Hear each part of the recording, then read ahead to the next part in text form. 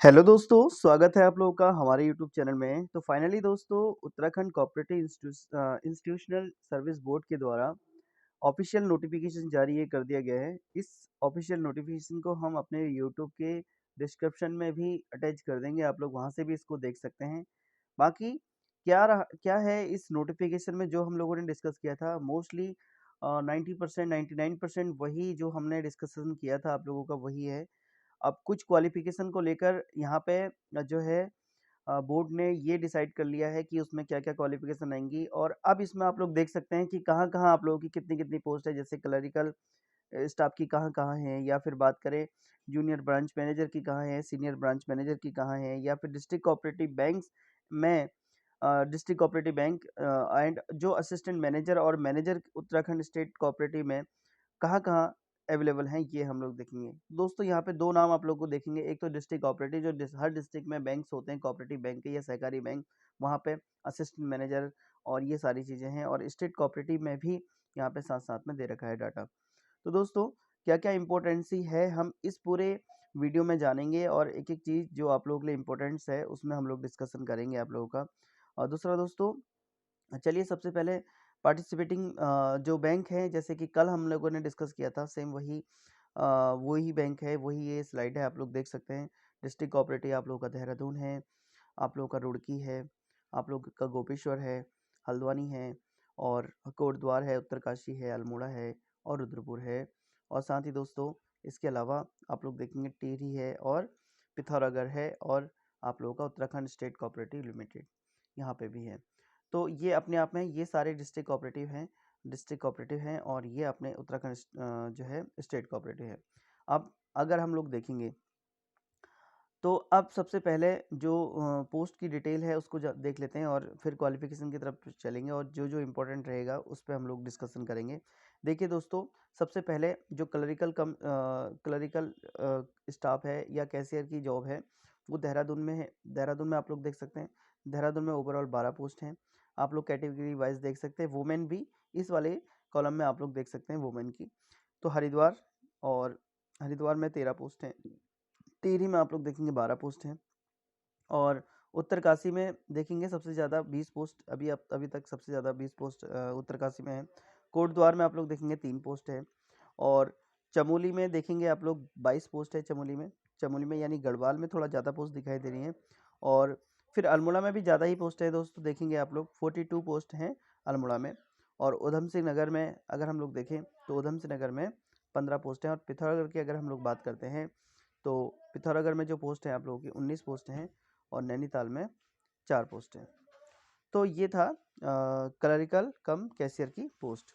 अब बात करते हैं जूनियर ब्रांच मैनेजर की। जूनियर जो ब्रांच मैनेजर है, यहाँ पे भी अगर हम लोग देखेंगे ये पोस्ट कहाँ-कहाँ खाली हैं, तो एक तो देहरादून में आप लोग देखेंगे 5 सीटें खाली हैं, और फिर बात करते हैं हरिद्वार में आप लोग देखेंगे 8 सीटें हैं, और टिहरी में 7 सीटें हैं, और कैटेगरी वाइज आप लोग देख सकते हैं।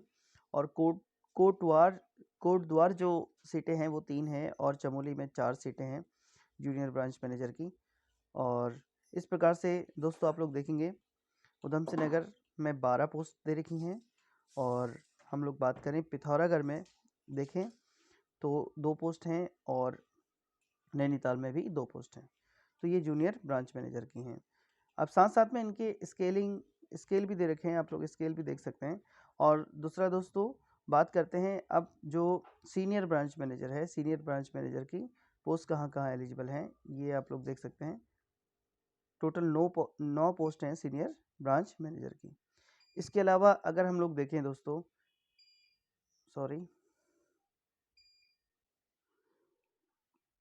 चलिए, तो इस प्रकार से हम लोगों ने देखा जो सीनियर ब्रांच मैनेजर है उसकी ओवरऑल 9 पोस्ट आप लोगों को देखने के लिए मिल रही हैं।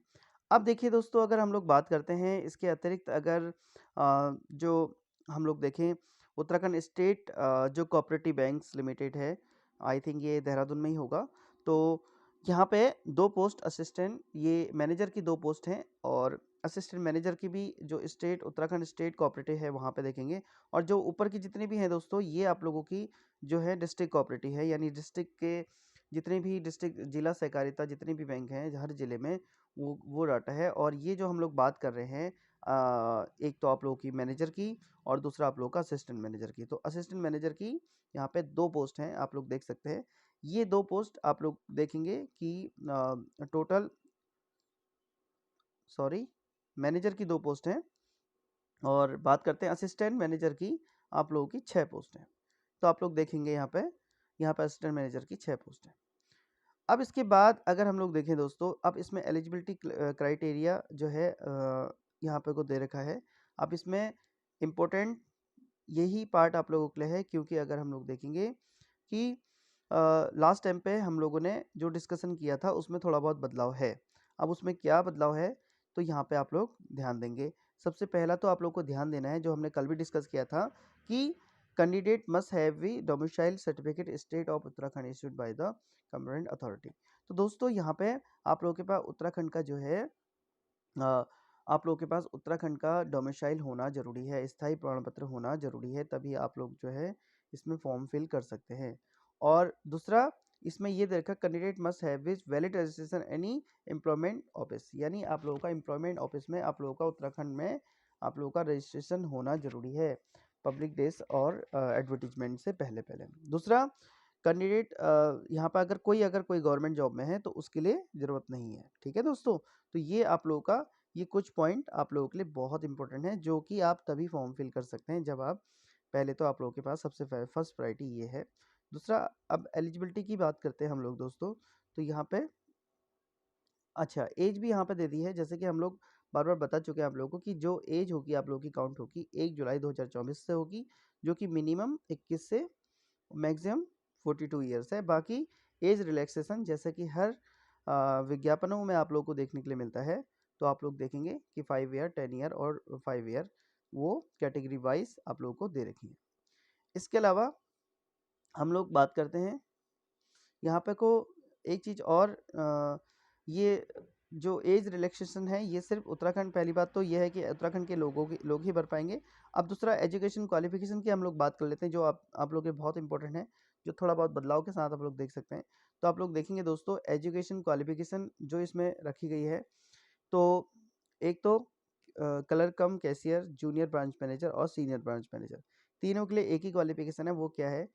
ए डिग्री एनी डिसिप्लिन, यानी आप लोगों के पास जो है एक जो है स्नातक की उपाधि होनी चाहिए किसी भी डिसिप्लिन के साथ, यानी किसी भी स्ट्रीम से अगर आप लोगों ने ग्रेजुएशन किया है तो आप लोग इसके लिए एलिजिबल हो। साथ ही आप लोगों के पास 6 मंथ का कंप्यूटर सर्टिफिकेट होना चाहिए बाय किसी रजिस्टर्ड स्टेट गवर्नमेंट और सेंट्रल गवर्नमेंट से, वो रजिस्टर्ड होना चाहिए, वो आप लोगों का मान्य होगा। साथ ही दोस्तों काफ़ी लोग ये सवाल था कि अगर हमने बीसीए किया है या कंप्यूटर साइंस से ग्रेजुएट किया है तो हम एलिजिबल हैं। तो दोस्तों यहाँ पे डेफिनेटली आयोग ने ये जो है बोर्ड ने डिसाइड कर रखा है कि किसी ने यदि इंटरमीडिएट या फिर हायर एजुकेशन में डिग्री विथ कंप्यूटर सब्जेक्ट के साथ करी है तो उसे नीड नहीं है कंप्यूटर सर्टिफिकेट की। तो ये डाउट आप लोगों का क्लियर हो गया होगा। अब असिस्टेंट मैनेजर की बात कर लेते हैं। असिस्टेंट मैनेजर में आप लोग देखेंगे दोस्तों यहाँ पे जो है ग्रेजुएट डिग्री किसी इकोनॉमिक्स में या फिर कॉमर्स में या फिर स्टैटिक्स में या फिर किसी एक में आप लोगों का किसी यूनिट आप लोगों का एटलीस्ट जो है 55% आप लोगों का इकोनॉमिक्स, कॉमर्स, स्टैटिक्स या फिर मैथ में होनी चाहिए। या फिर उसने बोल रखा है कि अगर आप पीजी हैं, post graduation in any discipline, आप किसी भी स्ट्रीम से अगर आपने पीजी कर रखा है तो आप असिस्टेंट मैनेजर के लिए एलिजिबल हैं। साथ ही दोस्तों यहाँ पर 6 मंथ का आप लोगों का डिप्लोमा भी चाहिए। अब 6 मंथ का डिप्लोमा जो है वो कौन-कौन से हो सकते हैं? स्टेट या सेंट्रल गवर्नमेंट से, जैसे किसी ने बीसीए कर रखा है तो उन लोगों को ज़रूरत नहीं है। जैसे किसी ने बीसीए करा है, एमसीए किया है या पीजीडीसीए किया है या डोइक ओ लेवल किया है या फिर ए लेवल या बी लेवल किसी ने किया है या इंटरमीडिएट या हायर एजुकेशन में उसके इंक्लूडेड है तो उसमें ज़रूरत नहीं है। अब जैसे किसी ने पीजी कर रखा है, एमसीए कर रखा है तो उसको अलग से 6 मंथ की कंप्यूटर सर्टिफिकेट की ज़रूरत नहीं है। अब मैनेजर पोस्ट के लिए क्या एलिजिबिलिटी है वो आप लोग देख लीजिए। तो मैनेजर पोस्ट के लिए यहाँ पे को ग्रेजुएट डिग्री मांगी है, किस में? इकोनॉमिक्स में, कॉमर्स में, स्टैटिक और मैथ सेम है। और वन सब्जेक्ट किसी भी एक सब्जेक्ट में आपका जो है ग्रेजुएट डिग्री होनी चाहिए, लेकिन मिनिमम 60% एटलीस्ट यहाँ पे फर्स्ट डिवीजन आप लोगों से डिमांड रखी गई है। साथ ही दोस्तों अब यहाँ पे भी या अगर आप लोगों ने अगर आप लोगों के पास ग्रेजुएट डिग्री में नहीं है 60%, तो आप लोग पीजी डिग्री हैं, तो पोस्ट ग्रेजुएशन में आपको 55% चाहिए। किन किन सब्जेक्ट में चाहिए वो आप लोग देखेंगे, एमबीए, सीए, एमसी या बीटेक या एलएलबी डिग्री, एनी इक्विवेलेंट जो भी उसके समकक्ष होगी, अर्थात सेंट्रल या स्टेट गवर्नमेंट में, वो आपकी मान्य होगी। यहाँ पर भी आप लोगों को 6 मंथ का डिप्लोमा चाहिए। लास्ट टाइम पे हमने 1 ईयर के डिप्लोमा की बात करी थी यहाँ पे, तो ये एक चेंजेस देखने के लिए मिला है, आप लोग देखेंगे। बाकी दोस्तों, आयोग ने यहाँ पे एक बात स्पष्ट की है, जो कैलकुलेशन होगी परसेंटेज की, तो आप लोगों का जो है, अगर मान लीजिए 54.99 है, तो यहाँ पर को 55 ही कंसिडर करेंगे। लेस देन 55 से ही माना जाएगा उसको, ऊपर नहीं माना जाएगा। जैसे मान लीजिए अगर आपका 59.99 भी है, तो भी आप लोगों का क्या होगा, इसे 60% नहीं माना जाएगा। ये आयोग ने यहाँ पे को डिसाइड किया है। जैसे 55 मांगा है, अब जैसे 55 का केस है, तो यहाँ पर को जैसे कि 54.99 किसी की आ रही है, तो आयोग ने यहाँ पे स्पेशली बोल दिया कि वो 55% नहीं माना जाएगा, वो उससे कम ही माना जाएगा। तो ये था आप लोग का एजुकेशन क्वालिफिकेशन। और इसके अलावा दोस्तों और क्या इम्पोर्टेंट है, बाकी रिजर्वेशन, ये सारी चीज़ें आप लोग देखेंगे, वही फॉर्मेट जो आप लोगों के पास होते हैं स्टेट गवर्नमेंट के, वो होने चाहिए। दूसरा, कुछ इंपॉर्टेंट चीज़ें, एग्जामिनेशन स्ट्रक्चर, जैसे कि हमने कल बताया था, उसमें ज़्यादा चेंजेस नहीं है। ये आयोग बोर्ड की वेबसाइट से डाउनलोड किया है, और ये जो आप लोगों को स्पष्ट नहीं दिखाई दे रहा है, ये जो ब्लर है, ये आयोग ने जो पीडीएफ डाली है वो ऐसा ही है। लास्ट टाइम पे जो मैंने डिस्कशन किया था, आप लोग देख सकते हैं उसको। तो यहाँ पर को जो कलर के लिए है, तो आप लोग देखेंगे रीजनिंग है, न्यूमेरिकल एबिलिटी है, फाइनेंशियल जनरल या फिर फाइनेंशियल अवेयरनेस है, या फिर उसके बाद बात करते हैं हिंदी लैंग्वेज है, इंग्लिश है और कंप्यूटर नॉलेज है। और आप लोग परसेंटेज देख सकते हैं, यानी नंबर ऑफ क्वेश्चन 200 और मैक्सिमम मार्क्स आप लोगों के 200, और टाइम आप लोगों को मिलेगा जो है 120 मिनट, यानी 2 घंटे का टाइम आप लोगों को मिलेगा। सेम जूनियर ब्रांच मैनेजर में भी है, यहाँ पर को क्वांटिटी एप्टीट्यूड दे दिया, और यहाँ पे आप लोग देखेंगे यहाँ पे भी 200 क्वेश्चन होंगे, 200 मार्क्स होंगे और 120 मिनट होंगे, और सेम आप लोगों का जो है टॉपिक ऊपर की तरह कलर की तरह रहने वाले हैं। अब यहाँ पे क्वांटिटी एप्टीट्यूड के साथ सीनियर ब्रांच मैनेजर में आप लोगों का डाटा इंटरप्रिटेशन ऐड कर दिया गया है, और क्वेश्चनों की संख्या भी यहाँ पे चेंज करी गई है। अगर आप देखेंगे, रीजनिंग यहाँ पे 50 की है, क्वांटिटी एप्टीट्यूड 50 का है, और यहाँ पे को एक चीज़ और आप लोग ने नोटिस करे होगी, तो देखिए दोस्तों, यहाँ पे ड्यूरेशन जो हम लोगों ने डिस्कस नहीं करा, ड्यूरेशन है हर पार्ट के लिए आपको एक ड्यूरेशन दिया गया है, उसका विशेष ध्यान आप लोगों को रखना है। अगर हम क्लर्क से ही बात करेंगे, तो यहाँ पे जैसे 40 क्वेश्चन रीजनिंग के हैं, तो 30 मिनट्स आप लोगों को इसमें दिए जा रहे हैं, और 40 अगर न्यूमेरिकल हैं तो 30 मिनट्स दिए जा रहे हैं, और जनरल अवेयरनेस में अगर आपको 20 मिनट्स दिए जा रहे हैं। तो दोस्तों, ये आप लोगों को थोड़ा-सा विशेष ध्यान रखना है। जो आपने देखा कि टोटल ओवरऑल जो हर एक सेक्शन जो आप लोगों का खुलेगा, उस सेक्शन में आप लोगों को लिमिटेशन दे रखी हैं। जैसे रीज़निंग में आप लोग देखेंगे 30 मिनट्स की है, मैथ्स में आप लोगों की 30 मिनट्स की है, जनरल अवेयरनेस में 20 मिनट्स की है, और जूनियर ब्रांच पेंसर की हम लोग बात कर रहे हैं, और हिंदी और इसमें 15-15 मिनट की, और कंप्यूटर में 10 मिनट की। मतलब आपका एक सेलेक्टेड टाइम है, जो कि आप लोगों को ध्यान देना है। सीनियर ब्रांच मैनेजर में अगर हम लोग देखेंगे, तो यहाँ पे को थोड़ा सा पैटर्न में चेंजेस है। जैसे रीजनिंग यहाँ पे 50 है, और 35 मिनट दे रखे हैं, और क्वांट भी आप लोगों का 35 है। और हम लोग बात करें यहाँ पे जीएस फाइनेंशियल अवेयरनेस, यहाँ पे 60 कर दिया है, और जो कि 25 मिनट ही दे रखे हैं। और इंग्लिश और हिंदी में 20-20 में इंग्लिश में 15 मिनट दे रखे हैं एडिशनल, और हिंदी में आप लोगों का हिंदी नहीं दे रखी है। यहाँ पे अगर हम लोग देखेंगे, इंग्लिश लैंग्वेज दे रखी है, हिंदी लैंग्वेज नहीं दे रखी है सीनियर ब्रांच मैनेजर में। तो आप लोग जरा विशेष ध्यान दीजिएगा, जो ये सीनियर ब्रांच मैनेजर है, यहाँ पर को आप लोगों को हिंदी लैंग्वेज नहीं दे रखी है, और कंप्यूटर लैंग्वेज आप लोग को दे रखी है, जो है आप लोग ध्यान देंगे। तो अब मैनेजर के लिए क्या है, मैनेजर के लिए भी आप लोग देखेंगे, रीजनिंग के लिए आप लोगों का 30 मिनट दे रखे हैं 40 के लिए, और क्वांट में आप लोगों का 30 मिनट दे रखे हैं। और फिर बात करते हैं फाइनेंशियल डाटा इंटरप्रेशन, ये सारी चीज़ें हो गई। फाइनेंशियल अवेयरनेस यहाँ पे ज़्यादा आई है 60 की, और 20 मिनट दे रखे हैं। इंग्लिश लैंग्वेज अगर हम लोग देखते हैं, तो 15 मिनट दे रखे हैं, और हिंदी लैंग्वेज यहाँ पे दे रखी है मैनेजर की पोस्ट में, आप लोग देख सकते हैं। असिस्टेंट मैनेजर में भी आप लोगों का हिंदी इंग्लिश दोनों दे रखे हैं। आई होप दोस्तों ये एग्ज़ाम पैटर्न आप लोग को समझ में आया होगा। अब इसमें मिनिमम कितना परसेंटेज है वो हम लोग देख लेते हैं कि मिनिमम आप लोगों का कितना इसमें आप देखिए दोस्तों, अगर हम लोग बात करते हैं यहाँ पे जो मिनिमम कट ऑफ, तो आयोग ने मेरे हिसाब से इसमें नहीं है एडवर्टीजमेंट में, लेकिन फिर भी अगर हम लोग देखते हैं कि यहाँ पे एक नोट आयोग ने स्पेशली लगा रखा है, तो ये आप लोगों के लिए बहुत इंपॉर्टेंट है, क्योंकि इसी के अकॉर्डिंग जितनी भी पोस्ट हैं उसके अकॉर्डिंग यहाँ पे दिया जाएगा। तो यहाँ पे कैंडिडेट है भी क्वालिफाई ईच टेस्ट, यानी आप लोगों को जितने भी टेस्ट हैं यहाँ पे अगर हम लोग बात करें, ये जैसे सेपरेशन दे रखा है 1 से 6 तक का, तो इस सेपरेशन में ये जो टाइमिंग है, तो यहाँ पे आप लोगों को हर पार्ट में पास होना ज़रूरी है।